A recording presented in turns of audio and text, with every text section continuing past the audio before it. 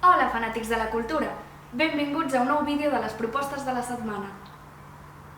Doncs comencem parlant del cicle Rituals de Pas, que tot just comença aquesta setmana. La jornada està promoguda des del Museu Etnològic i de Cultures del Món i també des de l'Oficina d'Afers Religiosos.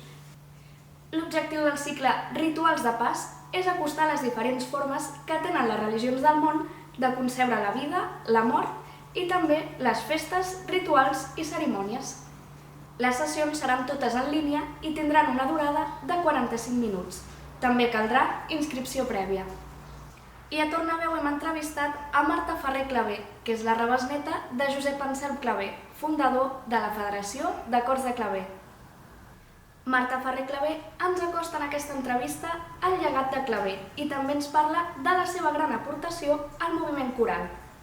Com ja és tradició, la Federació de Cors de Clavé fa un homenatge per Tots Sants al mestre Josep Anselm Clavé, a la seva família i també als cantaires que han traspassat aquest any.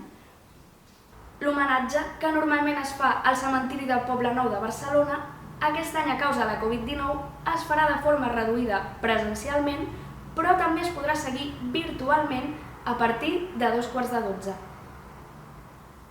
I la coordinadora de Centres d'Estudis de Parla Catalana celebrarà el seu congrés anual de forma virtual exclusivament. Sota el títol Associacionisme cultural entre el mosaic i les xarxes, les ponències es podran seguir el 6 i 7 de novembre a través del canal oficial de YouTube de la coordinadora. Les jornades se centraran a debatre sobre la incidència identitària, política i social de l'associacionisme cultural. I per acabar, a Tornaveu també hem entrevistat el doctor en Estudis Humanístics Raül Sanchis.